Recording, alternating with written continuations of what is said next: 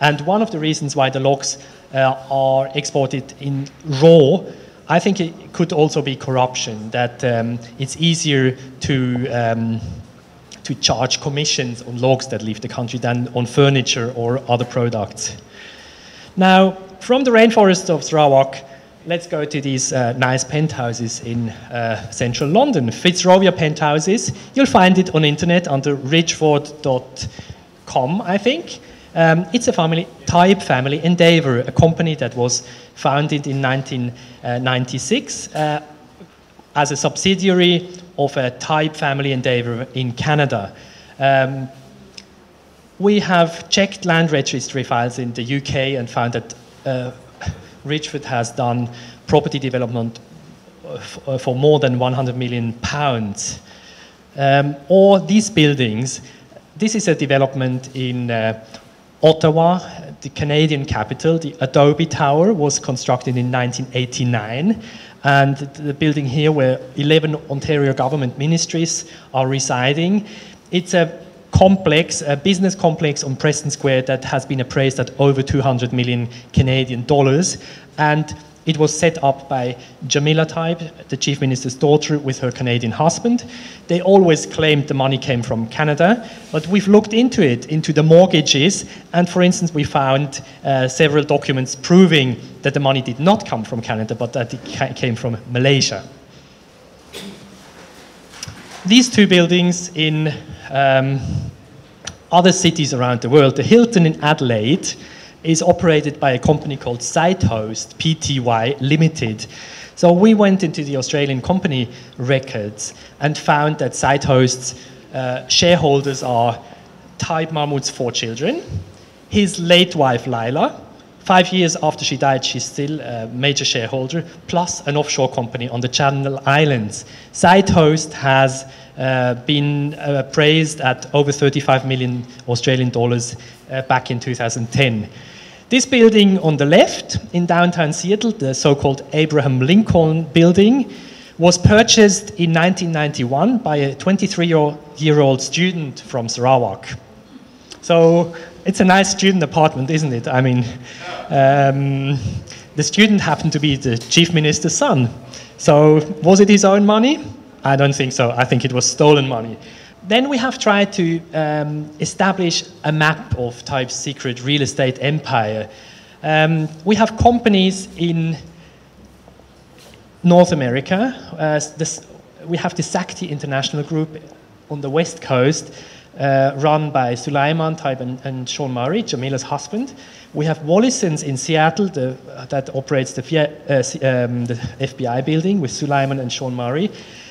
On those companies, we were informed by the late Ross Boyd, a whistleblower who used to work for the Taib family until 2007 when he was sacked. And then he turned to NGOs, to Claire Rucastle from Sarawak Report and myself.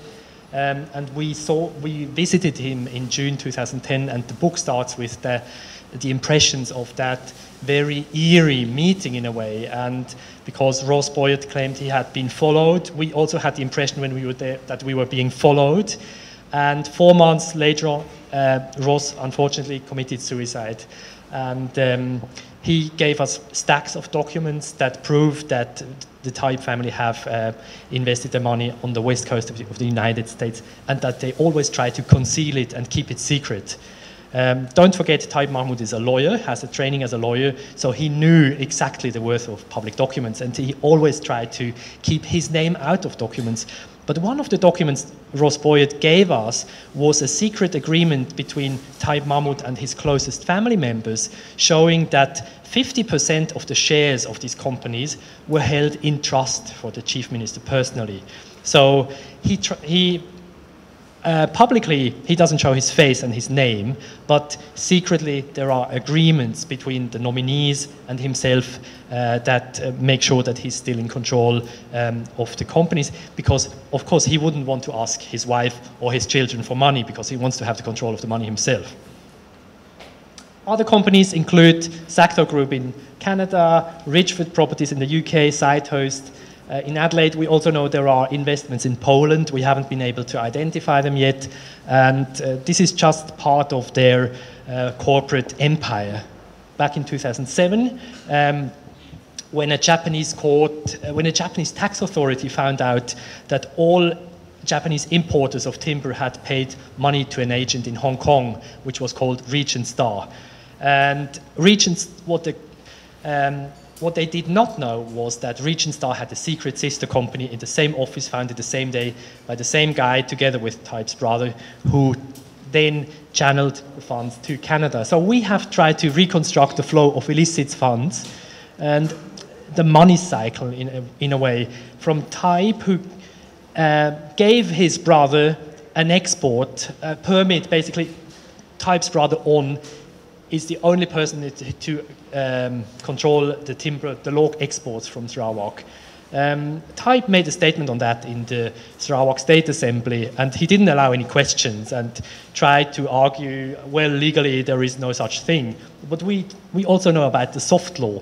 If the chief minister says something and if you go against it, it's really dangerous for a businessman.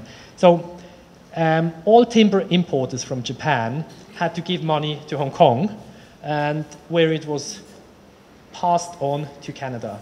And we believe that Saxo Group was secretly controlled by Taib himself, like Sakti International, for which company we have the proof. Okay, we identified during our research over 400 companies in which the Taib's 4 children and his siblings have stakes in, plus his cousin Hamid Zabawi, one of the important nominees. And we found over 300 companies in Malaysia itself and other companies in Australia, North America, the Caribbean, Europe, but even China, India, and the Middle East. You'll find all these pictures in the book. Now, in my search for evidence, I try to calculate. I mean, we can say they are billionaires. I mean, if we just say it's an unfounded allegation, but if we can prove it from records, it's something else. So what we did, we looked at Malaysian Companies Commission records of 14 large companies with Taib family ownership that were not connected, so not subsidiaries, but different companies active in different fields. The biggest one, the best known one, is of course Jayamata Sarawak. CMS is in a way the flagship company of the Taib family empire. CMS has also been interpreted as Chief Minister and Sons, or even as the con man of Sarawak. So everyone knows it's a politically connected company. Others are like Ta'an Holdings, the timber company, or Naim Holdings, Sarawak Cable. Peter Kallang will tell you something about these companies in relation to the dam projects, the current dam projects. Interestingly, Malaysian company records, they give assets. They show the assets of a company. You can see the assets, you can see the liabilities, and then you can calculate the net assets, which we did.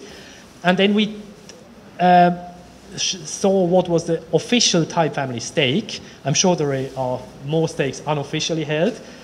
But we came to a figure of 3.9 billion ringgit of Taib family assets in these 14 companies alone. And this is only the tip of the iceberg because, as I told you, there are over 400 companies.